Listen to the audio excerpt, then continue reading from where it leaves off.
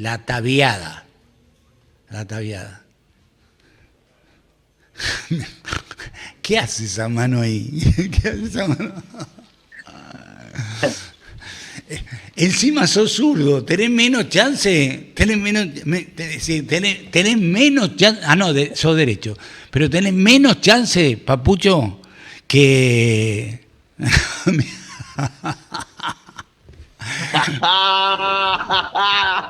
Falta poco, Alberto, falta poco. Falta poco, es decir, lo que te pido, esto te lo pido en serio, porque te conozco, vas a perder.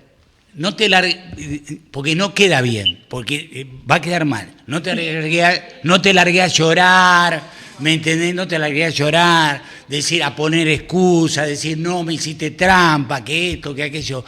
No hagas nada de eso porque tu imagen se viene, ¿me entendés? Llorar no llores, vos que... bueno, no lloré. Y segundo, ¿me entendés? Es decir, si perdés, te la bancás como venga, como un caballero inglés, como lo que sos, y a otra cosa. ¿Está bien? Te lo pido por favor. Porque si no, todo esto que hemos construido, que vos construiste, y un poquito te he ayudado yo también, un poquitito, apenas nada más, ¿sí? Se pierde. Así que te pido por favor que, aceptes la derrota con dignidad. ¿Sí? Aceptes la derrota con dignidad. ¿Cómo andás? Mira. ¿Qué dice? No lo veo. Fernando, ¿qué dice? Muy bien. Modelo argentino, proyecto nacional. Muy bien. Esto lo hacen los muchachos. Y otra cosa, antes de que empecemos, ahora mientras estamos haciendo la calentada de motor en... Sí. Estamos en pleno proceso de calentamiento, ¿sí? Decime. Te voy a llevar un regalo.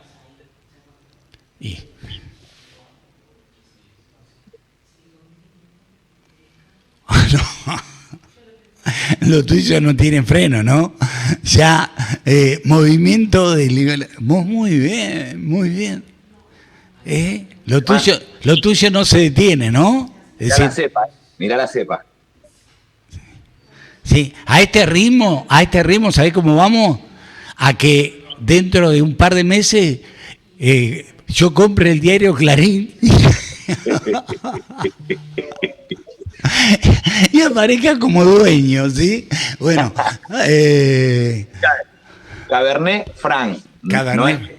Cabernet Franc, que es el que tomamos nosotros con nuestros compañeros. Cabernet Franc, Valle de Uco. Mira vos. Valle de Uco, La Consulta. Sí. Un vinazo que no te puedo explicar. Bueno, ya saben, Ya saben. Digo, para que sepan, la taba, la taza y Vinazzi. Vinazzi, con tutti, ¿sí?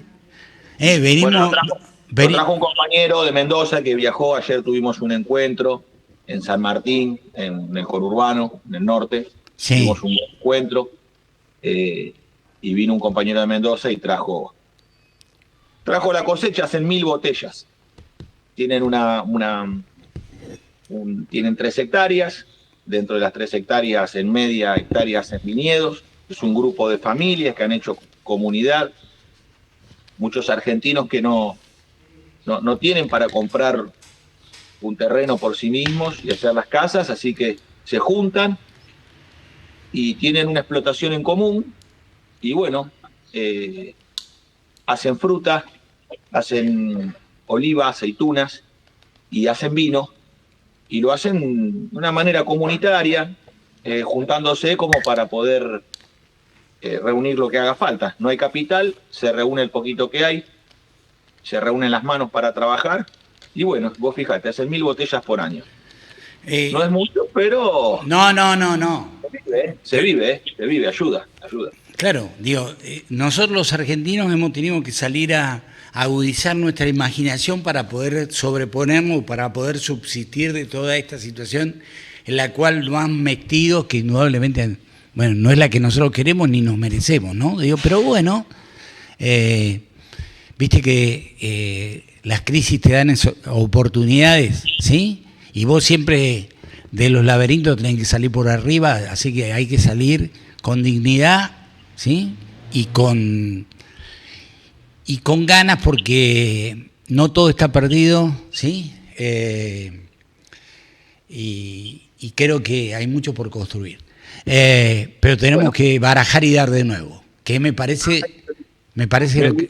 Cosa que quería, hoy te traje algo para leer porque quería que hoy arranquemos haciendo algo. Espera, lo voy a buscar mientras vamos hablando. Bueno. Porque quiero que todos los miércoles bueno.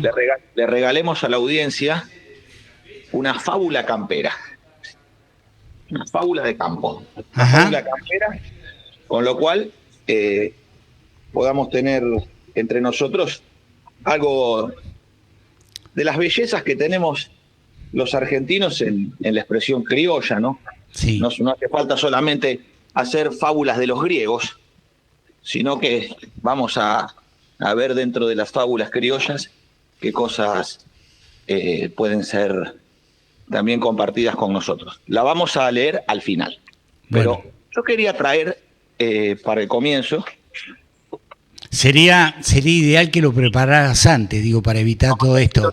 Todo preparado, tengo el texto. Acá tengo el texto que preparé ayer para el programa de hoy. No, digo, pero si vos lo preparás antes, nos evitamos toda esta charla que te agite, que por otra parte te vi caminar agitado, digo, estás haciendo muy poca actividad física. Es decir, metele abdomen. Sí, esta, te voy a dar esta, sí. Te voy a dar, ¿sí?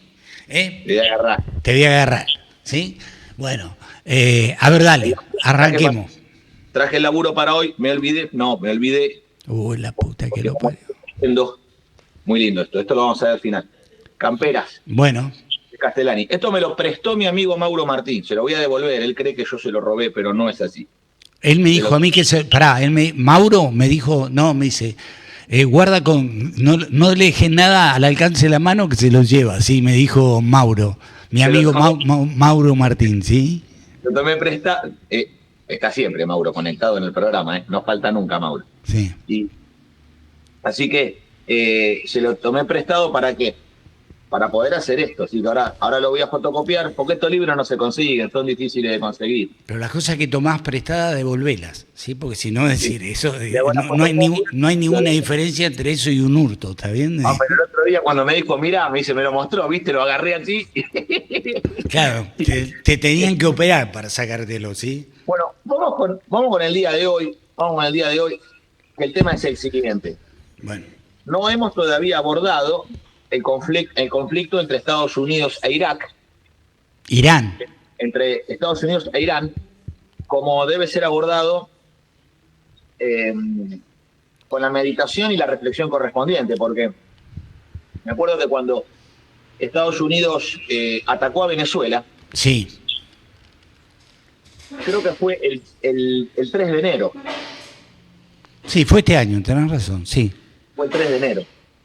Claro. Y decía, Martín, tenés que publicar algo. Claro, y el 3 nada, y el 4 nada, y el 5 nada, recién el 6, ¿no? El 6.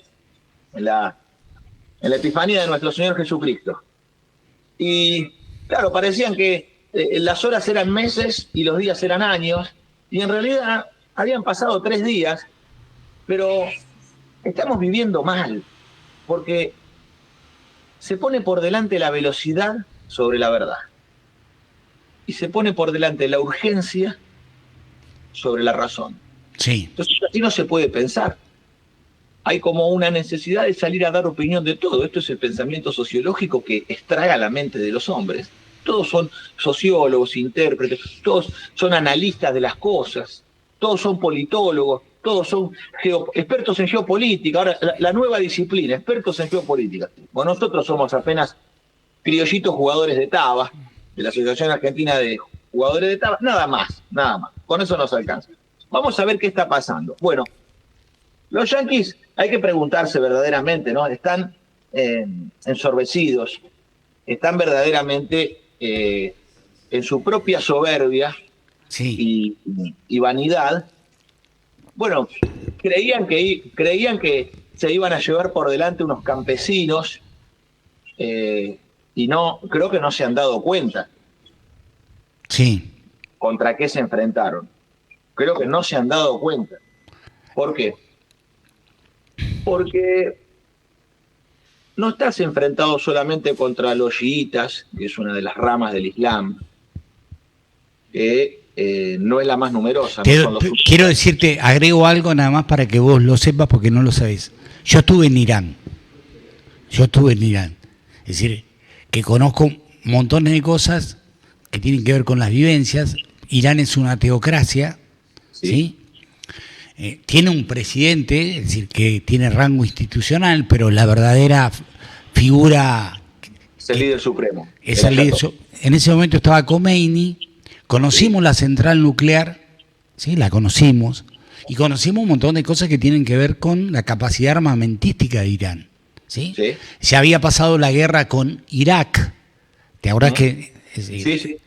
Y bueno, y ya estaba en ciernes todo este conflicto que bueno, ahora ha eclosionado. Nada, te lo digo para que lo tengas como referencia porque creo que no lo habíamos hablado, ¿sí? Ese desarrollo nuclear de Irán lo hizo conjuntamente con a los argentinos. Porque su desarrollo nuclear de reactores nucleares lo ha hecho junto a los argentinos. En el vínculo que Irán, desde el tercer mundo y desde la tercera posición, tuvo vínculo con los argentinos, con la nación argentina, con el pueblo argentino, cuando todavía teníamos con nosotros al general Perón. Entonces, sí, ¿qué hay que tener claro de acuerdo al modelo argentino para el proyecto nacional? Que nosotros tenemos dos elecciones. Como bien explicamos la vez anterior, esto no es nacionalismo contra globalismo, no, eso no es así. Porque si no tendría que estar justamente unido Irán y Estados Unidos en contra de Israel. Porque el globalismo es justamente parte de la doctrina política de exportación de Israel, de Inglaterra. Entonces, no es así.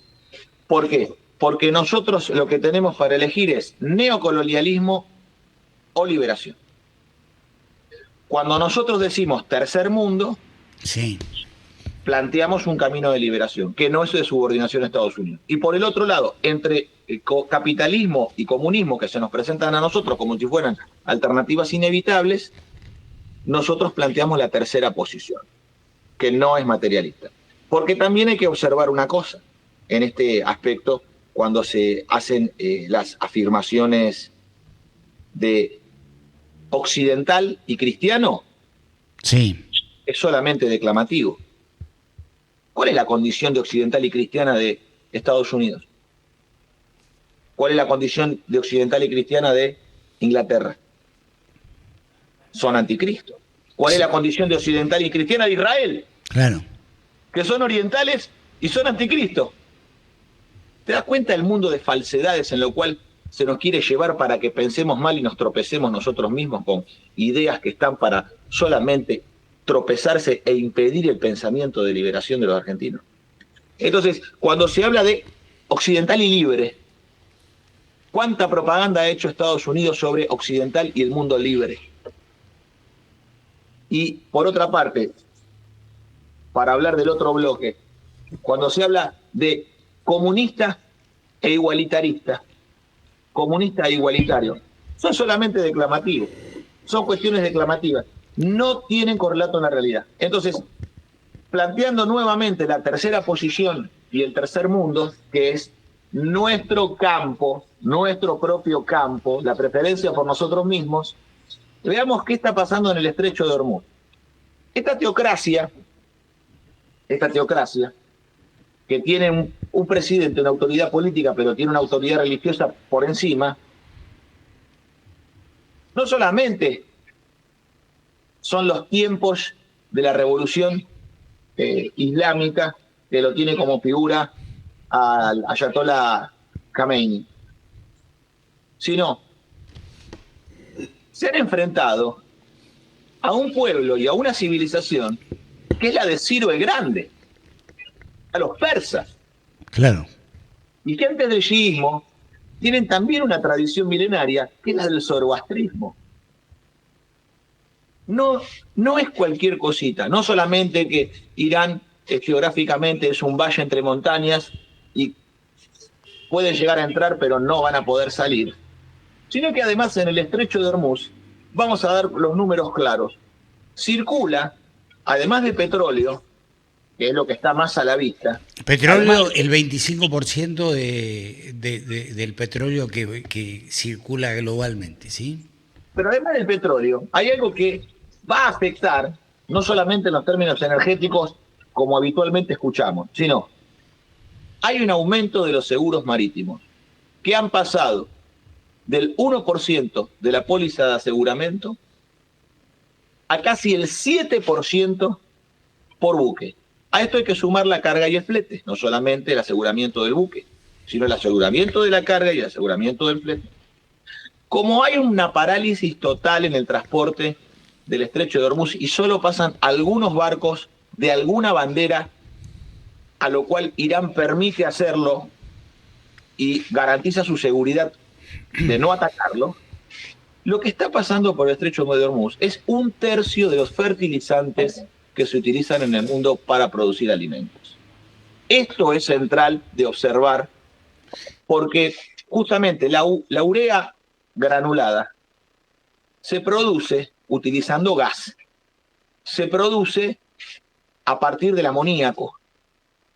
Los nitrogenados, los fosfatos y el potasio, nitrógeno, fósforo y potasio, esos elementos que son los fertilizantes que se utilizan para producir alimentos, 1/3 de ellos pasan por el estrecho de Hormuz. Veamos otra cuestión que está vinculada económicamente de manera directa.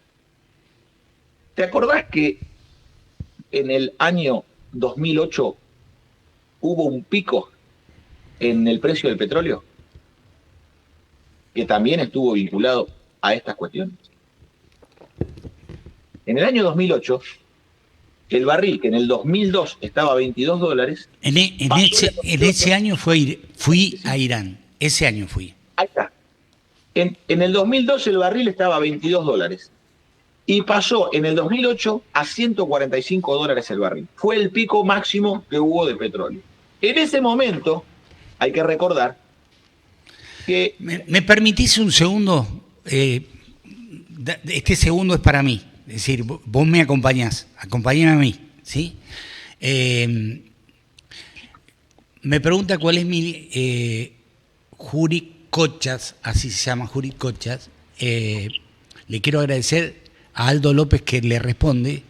Dice, Trombetta es periodista, debe entrevistar, no tomar posición. Yo tomo posición por un montón de cuestiones, porque es imposible ser aséptico en un conflicto como este. Ahora, en este programa vos vas a escuchar a Martín, a Moreno, a Delía, a Foster, a Alfonsín, a Julio Bar, es decir, vas a escuchar un montón de gente que no necesariamente van a coincidir. Ahora, todos tienen posición tomada frente a la realidad que vivimos y lo que nosotros hacemos básicamente, por supuesto que con algunos nos sentimos mucho más cercanos que con otros, ¿sí? Por cuestiones afectivas, por cuestiones ideológicas y por cuestiones de personales. Ahora, acá vas a escuchar a todos, ¿está bien? Es decir, ese es nuestro plus, Por eso hemos logrado que desde el interior del país, en un mundo donde la comunicación está centralizada en Buenos Aires, todas las notas que nosotros hacemos, la mayoría de las notas que nosotros hacemos, replican en todos los medios nacionales. Algún mérito debemos tener, ¿sí? Dicho esto, continúan. No es necesario ni, ¿me entendés? Decir, simplemente lo quería decir para que se entienda, ¿está bien? Además, no existe eso de los periodistas neutrales o asépticos. Todos tienen posición. Claro. Todos. Incluso aquellos que pareciera que no. Fontevecchia tiene posición política. Claro. El liberal.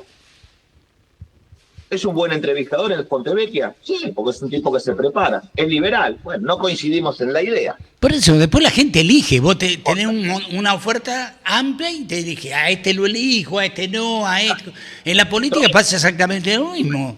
Ahora, Es peronista, después es periodista. Pero claro, primero Trompeta es peronista, después es periodista. claro, Es así, ¿qué vas a hacer, viejo? Entonces, volviendo a los fertilizantes que pasan por el estrecho de Hormuz. Hoy la urea granulada está a $700 la tonelada.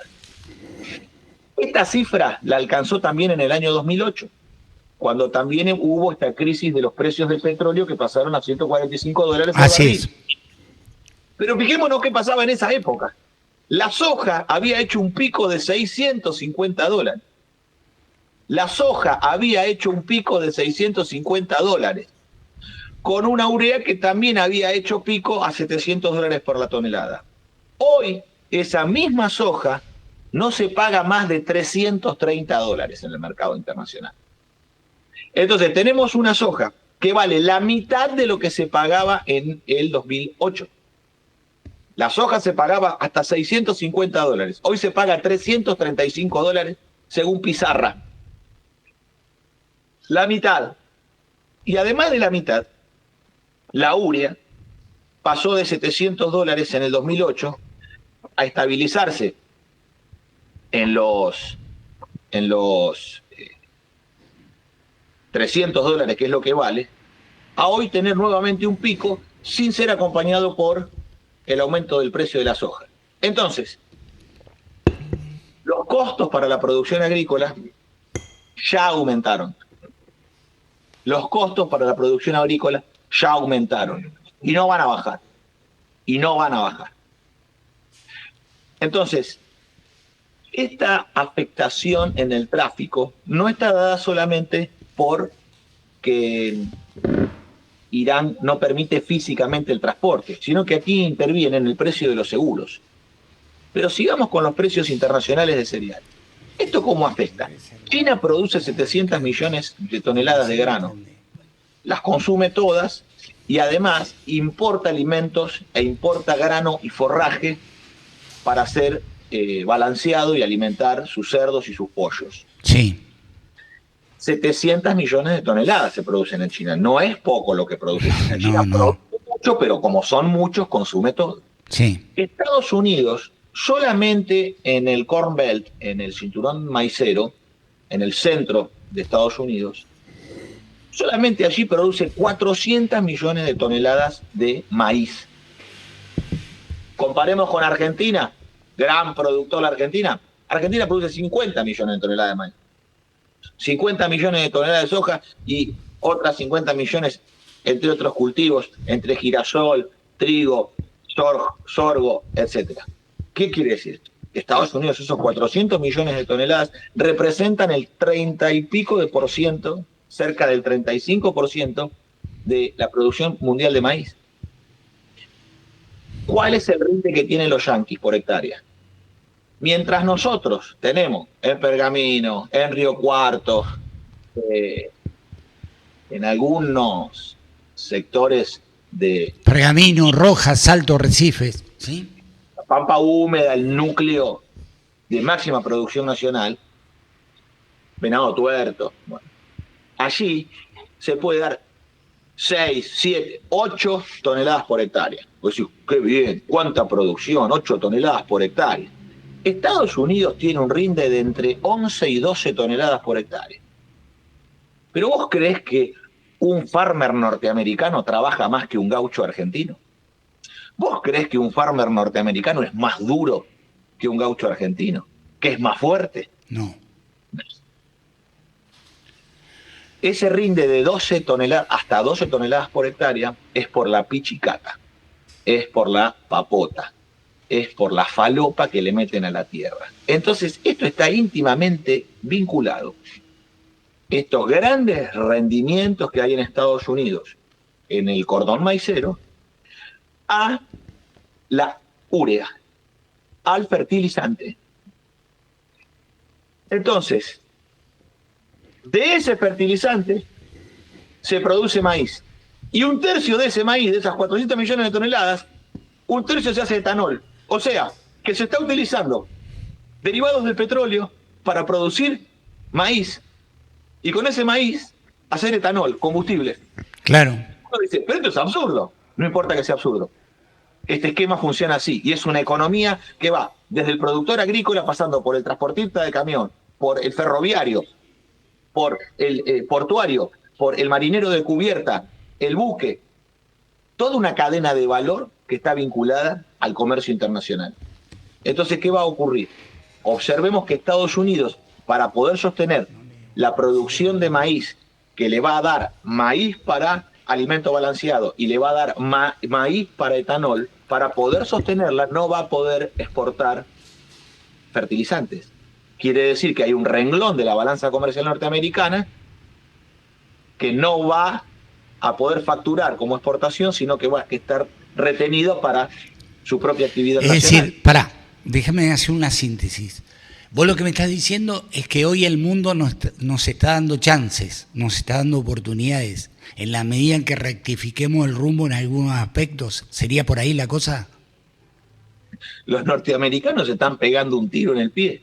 Pero por eso, va por donde yo te digo, ¿sí? Va a haber un reacomodamiento de las relaciones internacionales, sí. Claro. Va a haber un reacomodamiento de las relaciones internacionales. Ya le renunció una máxima autoridad de defensa a Donald Trump el día de ayer, diciéndole que el lobby judío de Estados Unidos, AIPAC, el lobby judío norteamericano, presionó a las autoridades norteamericanas para involucrarlos en la guerra con Irán, la cual no es una guerra porque Irán para ellos no es ninguna amenaza. Y han hecho operaciones de prensa a través de los medios de comunicación financiados por el lobby judío de AIPAC para generar un estado de conciencia artificial en la sociedad norteamericana para instalar el temor a Irán como si fuera una amenaza, lo cual las propias autoridades de defensa que le están renunciando a Donald Trump le están planteando que Irán no es ninguna ni fue amenaza para Estados Unidos nunca. Entonces esto lo tenemos que ver bien los argentinos, no hay que confundirse con alineamientos erróneos que pueden provocar en la Argentina eventos de peligro. Porque ese mismo lobby judío internacional que en Estados Unidos funciona bajo el acrónimo de AIPAC, aquí es la DAIA y es la misma gente. La AIPAC en Estados Unidos y la DAIA en la Argentina son la misma gente que están planteando a Irán como amenaza. Cuando Irán nunca agredió a la Argentina, cuando Irán nunca atacó a la Argentina, cuando Irán siempre intentó tener vínculos de paz, de comercio y de trabajo con la Argentina. Bueno, te digo lo que va a pasar ahora. Dentro de 10 décimas de segundo va a aparecer uno y me va a decir, y el atentado a la AMIA y lo que pasó en la Embajada de Israel, digo porque nosotros le adjudicamos toda responsabilidad precisamente a Irán, ¿sí? Es decir, Irán... ¿El juez Galeano fue condenado por encubrimiento? Sí. Ah, no. ¿Y a quién encubría? No, pero pues a ver, si no es contra vos, te estoy dando chance para que vos sepas qué es lo que van a decir y qué le vas a responder, ¿me entendés? Te van a decir, no, pará, flaco, ¿cómo decís? ¿Me entendés? Y entonces el sionismo se ha encargado de poner a Irán en un lugar que, por ejemplo, le pretende adjudicar estos hechos que han sido relevantes y que todavía hoy siguen vigentes cuanto a su resolución. ¿Está bien lo que estoy diciendo? Sí, hacemos un llamado a los argentinos que profesan la religión chiita, los sunitas, a los argentinos que profesan, que son musulmanes, que reconocen a Isa y a Mariam, aquellos argentinos, aquellos musulmanes que reconocen a Isa, Jesucristo, y a Mariam, la Virgen María, y que incluso en el propio Irán hay imágenes de la Virgen María, y a través de Cristo y de María hay un puente hay un puente de unidad y de paz entre argentinos e iraníes, porque las autoridades políticas de Irán han manifestado que Milei cruzó la línea roja. Entonces, le llamamos a los argentinos, que son musulmanes, que se comuniquen con las autoridades diplomáticas iraníes en la Argentina, que lleven un mensaje a Irán planteándole lo siguiente. El 75% de los argentinos que fue consultado sobre las afirmaciones que hizo Milei de que era el presidente más sionista del mundo, el 75% de los argentinos rechazaron los dichos de Milei diciendo que son incorrectos y que no se sienten identificados como argentinos con la posición que afirmó Milei de ser el presidente más sionista del mundo. Y al mismo tiempo afirmo que yo, sí, Martín Miguel Ayerbe, soy el candidato a presidente de la Nación más argentino y más antisionista del mundo. Para que las cosas queden bien claras. Para que las cosas queden bien claras. Y el título sería Martín Ayerbe, el presidente el candidato a presidente más antisionista. Antisionista de la Argentina, ¿sí? Entonces, cuando planteamos esto es porque Milei nos pone en peligro, pero no nos pone en peligro con Irán. Por eso llamamos a las autoridades políticas y religiosas de Irán a no caer en la trampa del sionismo y de plantear que la Argentina se puso en el bando enemigo. ¿Por qué? Porque basta con que Irán, entendiendo la terrible situación que están en guerra y están masacrando a su pueblo, y han bombardeado escuelas de niños, estos de la sinagoga de Satanás, es comprensible que bajo la amenaza y el ataque en el que están sufriendo, entiendan que lo de Milei es una agresión y es un alineamiento a favor de sus enemigos que son Estados Unidos, Inglaterra e Israel. Sin embargo, el pueblo argentino no concibe, no siente ni piensa como Javier Milei. Y esta encuesta que se realizó y que dio 75% de rechazo a los dichos de Milei es la que verdaderamente habla del pueblo argentino por sí mismo, claro, y no de su circunstancial representante o presidente de la nación. Por eso, cuando llamamos a los iraníes a la reflexión y a la unidad a través de la figura de Mariam y la figura de Isa, de nuestro Salvador Jesucristo y de la Virgen María, sí, lo hacemos tendiendo un puente de unidad, de amistad y de paz con ellos, porque falta con que Irán haga una declaración en contra de la Argentina, planteándola como enemigo, para que haya por parte de Israel un atentado en la Argentina de falsa bandera. De falsa bandera, es decir, que haya un autoatentado o que haya un atentado y que se lo adjudiquen a Irán. Eso es lo que me estás diciendo, ¿está bien? Para nosotros no estamos en peligro porque Irán vaya a hacer algo en contra de la Argentina, sino porque ante los dichos de Irán, Israel, a través de la Mossad, del Servicio de Inteligencia y de las Fuerzas Armadas de Israel, realicen un atentado de falsa bandera y se lo adjudiquen a Irán. Ese es el peligro que sí, sí. Sí, estoy de acuerdo. Lo han hecho en Argentina y lo han hecho en todas partes del mundo. Sí. Lo han hecho en Argentina y en todas partes del mundo. No olvidemos los atentados que han realizado con bombas para generar una guerra entre Inglaterra y Egipto. Claro. No olvidemos lo de la AMI y lo de la Embajada de Israel, ¿sí? No lo olvidemos porque si no estaríamos perdiendo el eje. Mirá, y hay que centrar las cosas en la medida que las cosas merecen ser atendidas. ¿Sabes que cuando fuimos a Irán, fuimos precisamente invitados por la embajada iraní para que entendiéramos cuál es la idiosincrasia de los iraníes? Porque si vos no entendés eso, no entendés nada. Es decir, Si vos no entendés cómo funciona, entonces es muy fácil adjudicar a Irán un atentado o lo que fuere, porque obviamente ellos tienen creencias y tienen modos que son diferentes a los nuestros, pero tienen que ver básicamente con su historia, tienen que ver con un montón de cuestiones que están ajenas precisamente al hecho en sí. A eso me refiero. Entiendo lo que vos estás diciendo.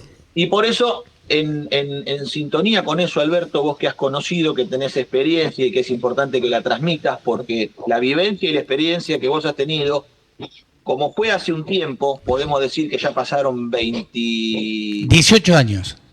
18 años, vos tenés ahora tiempo para mirar con la distancia suficiente que esto requiere, ¿no? No es algo que estamos conociendo ahora. Vos ya lo conocés porque hace casi 20 años vos viste por vos mismo, vos te pudiste impactar de lo que es el pueblo, lo que es esa comunidad, lo que es su organización, su fe y la concepción de soberanía y defensa. ¿Sabés cómo se llama la principal avenida que hay en Irán? Digo que por otra parte no tiene nada que ver, hay millones de personas caminando, los autos doblan, se llama Argentina. La principal avenida de Irán se llama Argentina. ¿Sí? Mira, bueno, viejo, entonces esto está a la vista. Entonces, esto que estamos planteando, fíjate cómo los están desgastando los iraníes a los norteamericanos, porque ¿qué creyeron los norteamericanos? Que los iraníes se iban a dejar atacar y solamente iban a atacar blancos militares, aviones con antiaérea o portaaviones en el mar. No.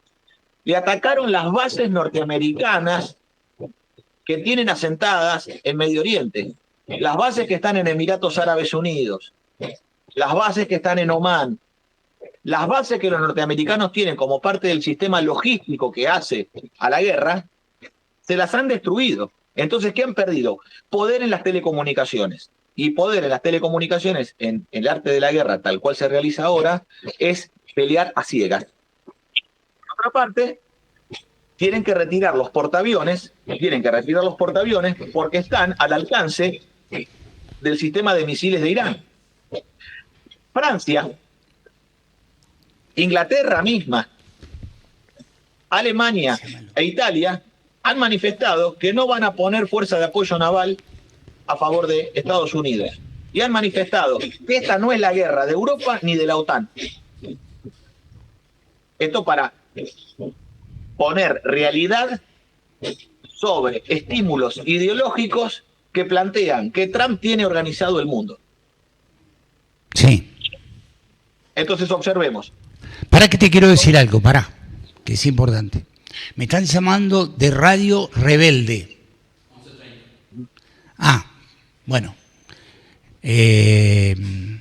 Porque que hiciéramos una triangulación.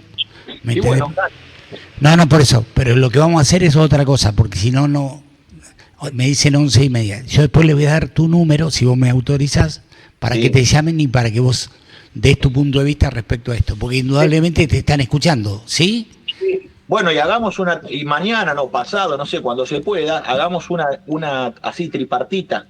Claro, eso es lo que quiero hacer. Lo que pasa es que me lo están proponiendo hacer 11:30, ¿me entendés? Me gustaría mucho, Alberto, yo te iba a pasar el teléfono de Erico Baladares, que es un gran periodista de la revista Hegemonía. Sí.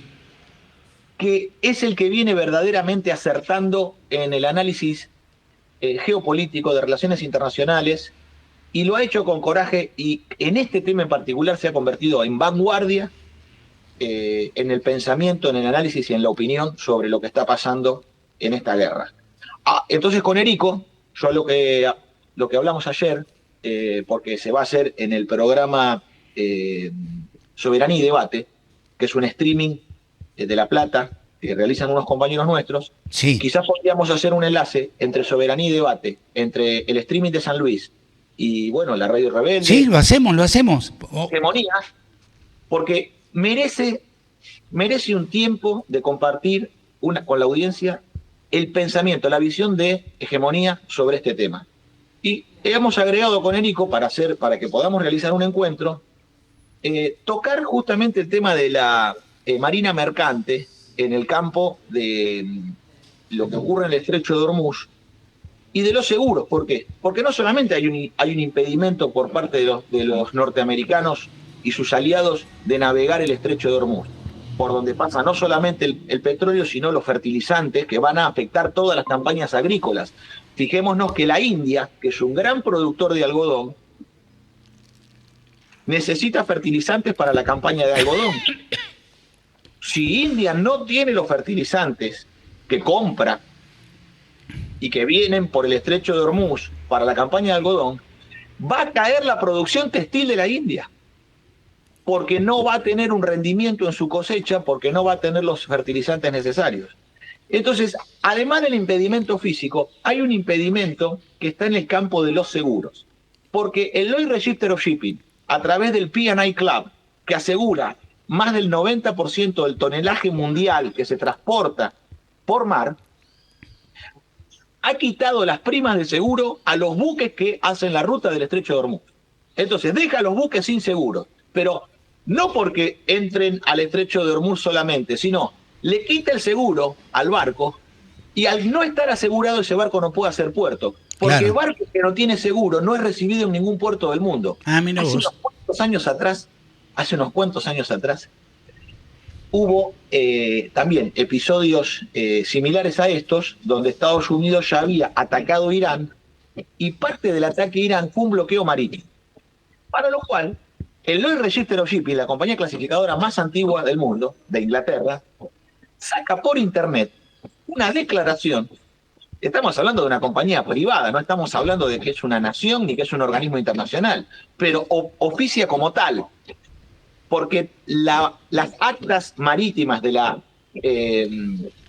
Organización de las Naciones Unidas, la CONVEMAR, todo su plexo jurídico está basado en las actas marítimas de Inglaterra, en el acta Cromwell en adelante. Entonces el Lloyd's dice, todo buque que toque puerto iraní no va a tener cobertura del Lloyd's Register of Shipping, por eso recomendamos que la flota asegurada, estamos hablando del 90% de la flota mundial, que la flota asegurada por el Lloyd's y compañías subsidiarias no hagan puerto iraní porque perderán el aseguramiento. Entonces, este bloqueo marítimo que se realizó años atrás, hace 10 años atrás sobre Irán, se hizo a través de los seguros marítimos. Claro, era Inglaterra, Estados Unidos e Israel que manejan los seguros en el mundo. Estamos hablando de todo el campo. Sí, manejan los seguros en el mundo, tal cual. Manejan los seguros del mundo. Ya había bloqueado a Irán marítimamente. Pero ¿qué pasó ahora?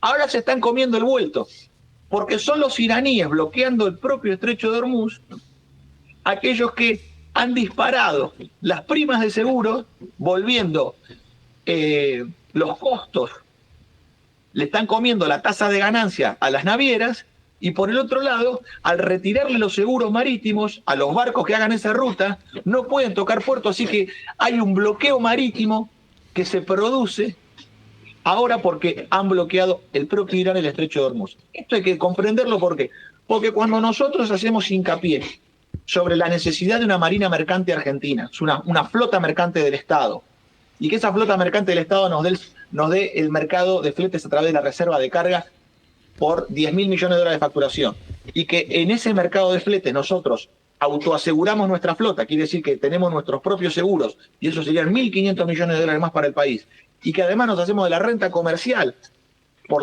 el intercambio con el mundo, que estaría cercana o superior a los 20.000 millones de dólares. Estamos hablando de realizar actividades que han sido entregadas en la década del 90 con el proceso de privatizaciones que nadie revisó de la dirigencia política argentina. El menemismo y su continuidad, que es el kirchnerismo, han realizado las privatizaciones y no han revertido ninguna de las medidas que tomó. A mí, hablando de eso, me corre un segundito, corramos, ¿no?, del conflicto que es lo que hoy nos moviliza. Respecto a lo que vos decís, porque lo que estamos hablando es de aquellas cuestiones que son insoslayables. El agua. Es decir, Guado de Pedro, siendo presidente Alberto Fernández, negoció el agua con Mecorot. con Mecorot, que es una empresa israelí, y le entregó el agua de 15 provincias. Así ¿sí? es. Primero eran 8, hoy son 15. Es Ahí decir, digo, la década ganada, ahí la tenés. para que todo el mundo sepa de qué estamos hablando, ¿no? Digo, ¿está bien? ¿Viste cómo ganaron? Los de la década ganada. Ganaron. Son campeones del mundo. Ganaron un montón, ganaron. Un PBI. Bueno, entonces, segundo tema del día brevemente, porque no lo vamos a hacer hoy el tema, sino lo vamos a puntear para dejarlo para adelante. Los glaciares. Sí. Como dijo muy bien García Cuerva, Máxima, las autoridades actuales de la Iglesia Católica Argentina en la figura de García Cuerva, que lo voy a ver este jueves en la Basílica de San José de Flores, porque el 19 de marzo es la fiesta de nuestro patrono San José, y va a venir a realizar la homilía García Cuerva. Así que estamos hablando de la figura de... para conversar también con los musulmanes, ¿no? Del esposo de Mariam, del protector de la Virgen María, del varón justo y del San José obrero, del hombre de trabajo, de oficio y de familia. Va a venir el jueves García Cuerva, así que los invito a todos a la Basílica de San José de Flores, a la homilía y a la procesión. A las 18:30 arranca la procesión, regresa a 19:30 a la Basílica, se hace la homilía, así que vengan todos, porque va a ser una fiesta multitudinaria. Vengan todos. Van a venir también el cuerpo de granaderos con la orquesta a tocar Avenida de las Camelias, así que vamos a marchar con el santo con paso militar con Avenida de las Camelias. Va a ser una fiesta que es espectacular. Entonces, mirá lo que dice Martín Gioia. Dice, maravilloso Martín Acierbe. No solo recuperamos guita, sino independencia. Y ponemos al servicio del mundo una aseguradora más. ¿Sí? Está bueno, es una buena síntesis, ¿sí? Claro. Entonces, ¿qué dijo García Cuerva? Los glaciares son las catedrales del agua.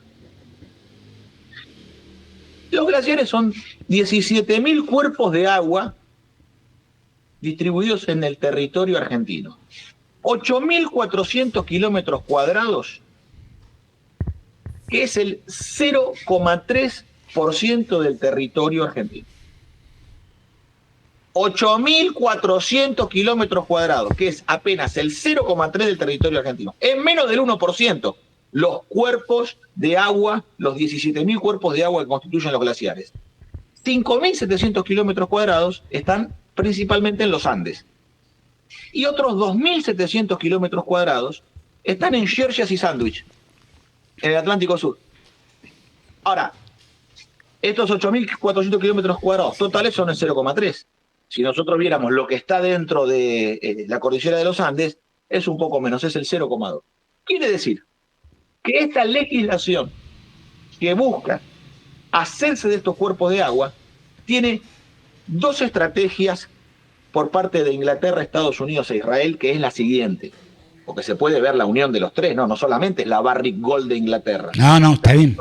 Las corporaciones mineras norteamericanas y Mecorot. Claro. A los cuales se pone de rodilla Guado de Pedro, la Cámpora y toda esta banda del kirchnerismo que simula... En realidad Guado de Pedro es Cristina, ¿sí? Ahí está, la Cámpora. Sí. Está Cristina, Máximo, Guado de Pedro. Sí. Bueno, entonces, ¿qué ocurre? ¿Por qué quieren los glaciares? Pero mirá, si es apenas, estamos discutiendo menos del 1% del territorio nacional. Por dos cosas. Primero, porque hay un proceso de lixiviación, que esto lo explican muy bien los compañeros nuestros mendocinos. Algunos se van a arrimar a Villa Mercedes, Alberto. Bueno. Y van a venir, además, los mendocinos y los cordobeses a San Francisco. Bien. Día sábado, ¿eh? Sí. Ellos van a explicar bien este tema.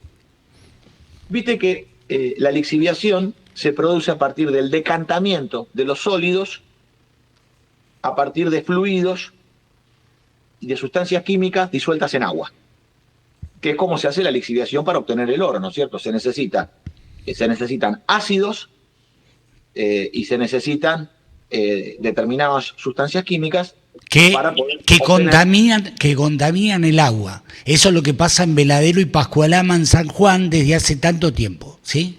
Ahora, este proceso de lixiviación que utiliza, por ejemplo, cianuro, Claro, utilizan cianuro, por eso contaminan el agua, ¿sí? poder obtener oro para disolver de la roca, para disolver y separar de la roca el oro, se utiliza cianuro, ácido sulfúrico y otros elementos. En el caso de los glaciares, los siglos y siglos en donde el goteo del glaciar ha lixiviado la roca, los tipos saben que abajo del glaciar hay minerales preciosos. Entonces, quieren reventar el glaciar para sacar el oro que hay abajo. Una vez que revienten el glaciar, no lo vamos a poder recuperar porque no es un freezer, una heladera, un congelador, donde, bueno, vuelve a condensar el hielo y vuelve a arrancar la cosa.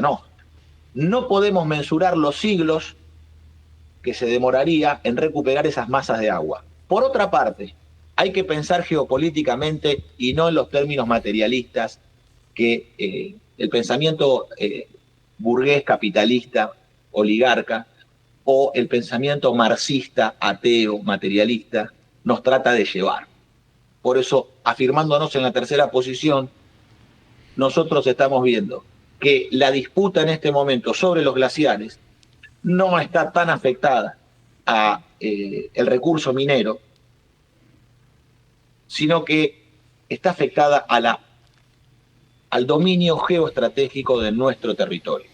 Entonces, no solamente hay que oponerse a la modificación de ley de glaciares en términos de la explotación minera, sino que estos 17.000 cuerpos de agua deben ser protegidos por las Fuerzas Armadas Nacionales y ningún gobierno, ni el kirchnerismo, ni su contraparte, los libertarios de Milei, que constituyen un único bloque de gobierno demoliberal, hay que permitirles que ellos determinen a través de la legislación la explotación de los glaciares.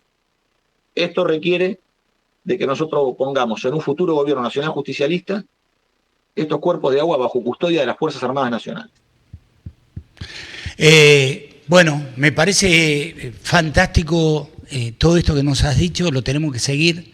Vamos a organizar algo para mañana, ¿te parece? Donde podamos triangular con otra gente para que te puedan escuchar y para que de alguna manera podamos también darle otro volumen a todo esto que vos estás diciendo, que me parece tan válido, ¿sí? Es decir, el conflicto internacional, es decir, nos involucra directo o indirectamente de una manera plausible, está claro por todo lo que dice Martín, y por lo tanto, bueno, tenemos que profundizarlo, el debate, ¿sí? Sobre todo porque el sionismo se está apoderando de parte de nuestro territorio, es decir, en el sur de nuestro país llegan israelíes todos los días, Martín, te lo digo. Sería importante también para agregar, ¿no? Porque todos los argentinos que estamos en el pensamiento nacional, que somos nacionalistas, que defendemos a nuestra patria más allá de los partidos políticos y de esta oligarquía partidocrática de la dirigencia, tenemos que lograr unirnos y además, como hoy te planteaba, de poder conversar con Erico Baladares de Hegemonía. Sería muy bueno que hables con la doctora Chinda Brandolino. Sí. De Chinda, para que hables con ella, porque a ella ha llegado justamente un documento de inteligencia y Chinda con coraje, con valentía, como nos tiene acostumbrados la doctora Chinda, publicó este informe de inteligencia. Por eso hay que ver que dentro de las Fuerzas Armadas Nacionales y dentro de las fuerzas de seguridad hay patriotas que, aunque se vean impedidos en este momento de tomar acciones porque tienen poder letal, sí filtran, en el caso de este documento, para que Chinda Brandolino pueda publicar que el gobierno de Milei está planteando la llegada de 300.000 israelíes a la Argentina. Bueno, y que el Estado argentino tiene que poner los recursos, sí, y tiene que poner la guita para recibirlo. Entonces no le dan trabajo al pueblo argentino, pero le van a dar trabajo a los israelíes. No le van a dar le van a dar una pensión. pensiones, ¿sí? vivienda, tierra. No, no. Esto no lo podemos permitir. Esto no lo podemos permitir. Entonces, si esto sucediera, hay que alzarse en contra del gobierno de Milei hasta derrocarlo. Quiero decirte que está sucediendo. Es decir, no ha cobrado el volumen que vos me estás diciendo, pero todo el día, todos los días están llegando israelíes a la... Lo están haciendo por goteo. Por goteo, entonces, exacto. Si quisieran masivamente ocupar el territorio argentino, los argentinos, en ejercicio de la defensa de la Constitución Nacional y la Nación Argentina, tenemos el deber y la obligación de alzarnos en defensa de nuestro territorio. Eva Roja dice, en Israel si sos extranjero no te dejan ni comprar una casa. ¿Sí? No, pero claro.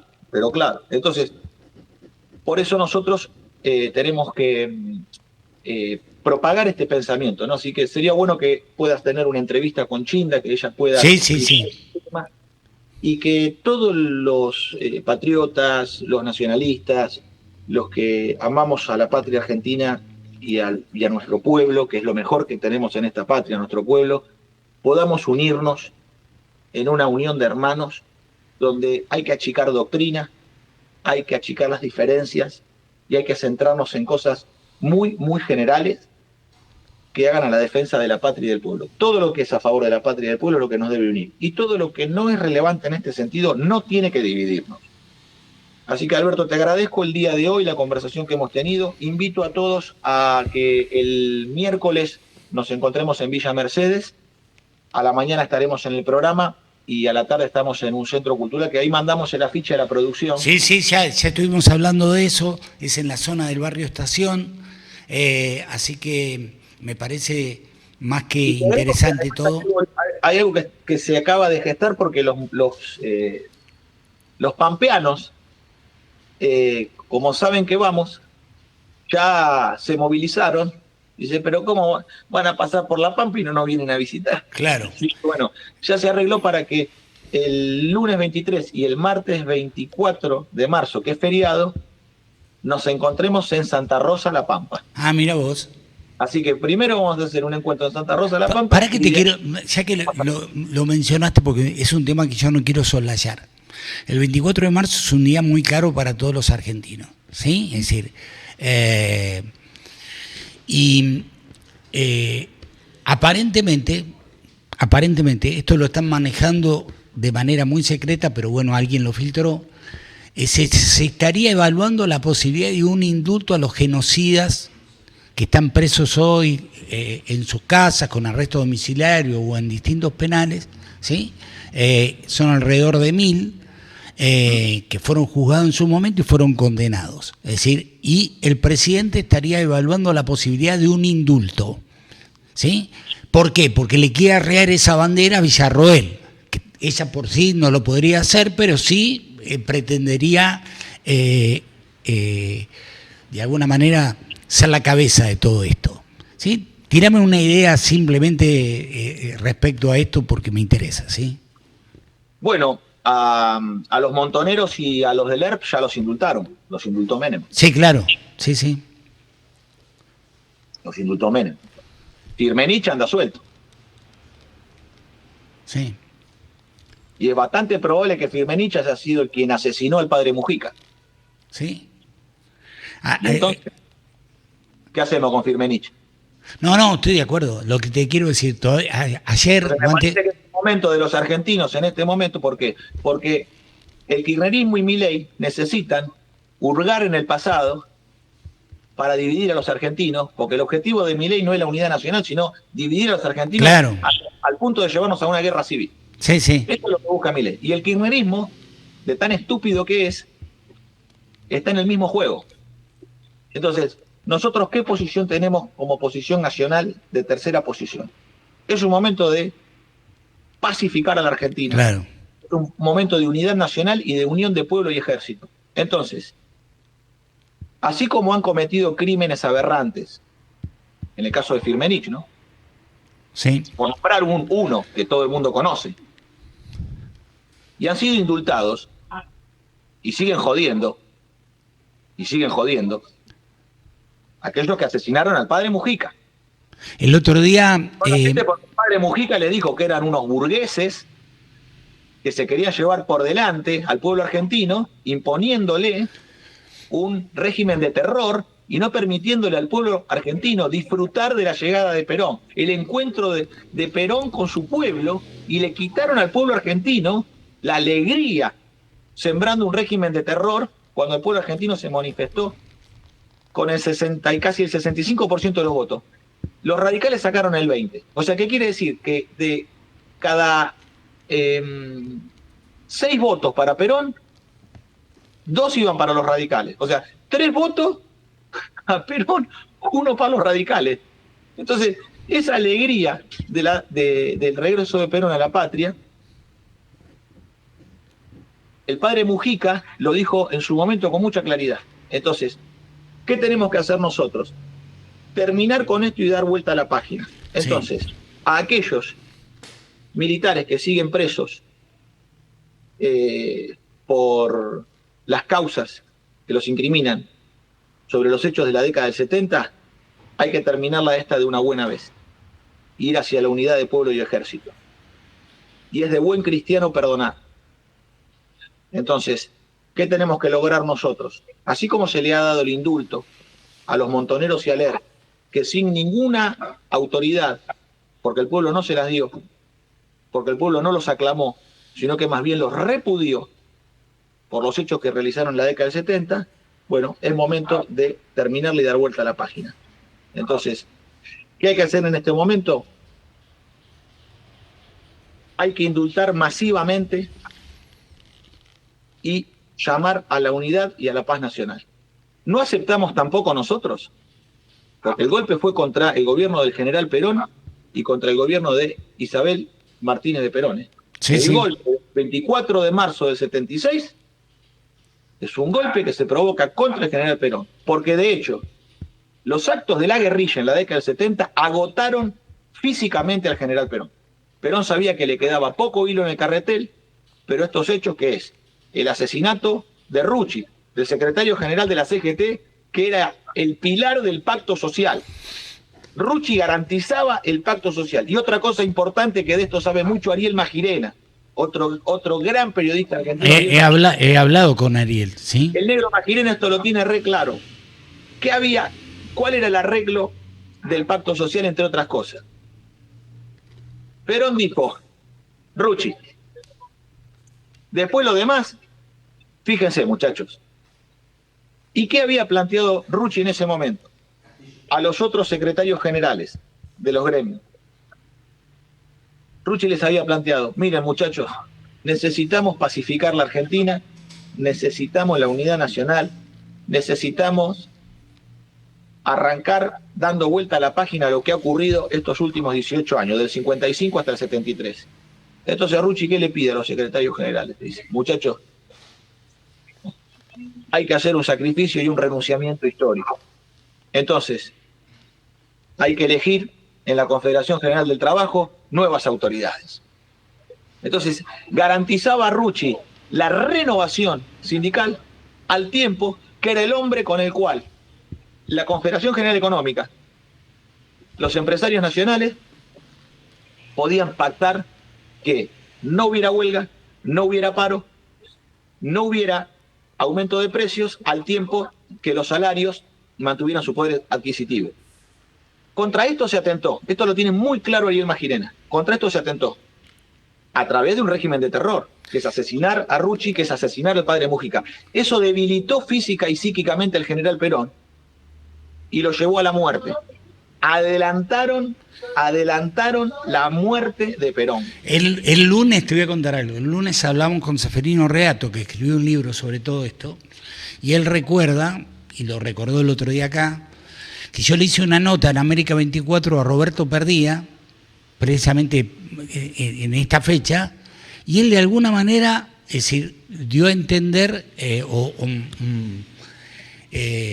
se autorresponsabilizó, él y el grupo, por la muerte de Rucci, algo que nunca los montoneros hicieron jamás en la historia. De hecho, Ceferino, que habló yo hablé con Perdía. Hace muchos años atrás ya murió Perdía. No, pero por eso te estoy hablando hace mucho. Hablé con Perdía. Y Perdía reconoció que fue una cagada terrible la que hicieron, que fue un error terrible. Bueno, fue algo así, más o menos como lo que vos me estás contando, lo que dijo. Él dice, Perdía dijo, a mí me lo dijo. No, fue un error político terrible, no nos dimos cuenta de la magnitud de ese error. Estaban cebados, estaban pasados de rosca y se quería llevar el mundo por delante, a los argentinos por delante. Y lo querían condicionar a Perón en su decisión, estos pelotudos. Entonces, ¿qué hay que observar? Si ellos mismos han reconocido el crimen y el error que han cometido, no tienen ellos autoridad para tener juicio sobre los militares. Está claro. Entonces, lo que tenemos que observar es que las Fuerzas Armadas Nacionales fueron emboscadas por Inglaterra y Estados Unidos, y esa emboscadura se observa en la figura de Martín. No, pero pará, déjame decirte algo que tiene que ver con esto. Ayer nosotros hablamos con Moreno, los martes hablamos con Moreno, los miércoles con Aciarbe. Ayer Moreno también habló de indulto. Claro. Ayer también Moreno habló de indulto. Coincidimos. En otras cosas no, pero en esto coincidimos.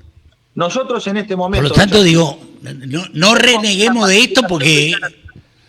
¿Sí? Unión de pueblo y ejército. ¿Y eso qué requiere? Un gesto de grandeza. Y ese gesto de grandeza lo tenemos que hacer nosotros los que somos de Perón, los que somos nacionaljusticialistas. Porque la izquierda está tratando de mantener a la Argentina dividida y enfrentada. Y ni el Partido Comunista ni los trotskistas, que son los que han copado el acto del 24 de marzo y se ponen a gritarnos, por eso no vamos más nosotros al acto del 24 de marzo, no vamos más. Porque han desaparecido al peronismo del 24 de marzo. La izquierda desapareció a los peronistas del 24 de marzo. Se ponen a gritarnos pelotudeces todo el día y han borrado de la historia que el golpe se lo hicieron a Perón e a Isabel. Porque la izquierda, el Partido Comunista y los trotskistas consideran a Isabel una enemiga. Consideran a Perón un enemigo. Entonces, ¿qué pasa? Resulta que la sangre la pusimos los peronistas. Resulta que la persecución la sufrieron nuestra familia, que no solamente el 24 de marzo. Mi familia sufrió la persecución y la proscripción del 55 al 73. El abuelo Lázaro, Balbino Ayerbe, que fue diputado de Perón en el 24 de febrero del 46, en las elecciones del 24 de febrero del 46, y que después Perón lo manda a trabajar al IAPI, por el hecho de trabajar en el Instituto Argentino de Promoción del Intercambio, que es el instrumento de nacionalización del comercio exterior que jamás la oligarquía le perdonó, que Inglaterra jamás le perdonó eso a Perón, porque le cortó el manejo del comercio exterior argentino. El abuelo Lázaro, en el 70, del 55 hasta el 70 que falleció, nunca más pudo conseguir laburo. Nunca más pudo conseguir laburo porque estaba en las listas negras. Entonces la persecución hay que verla del 55 al 73 y después del 76 al 83. Esta es la historia completa, viejo.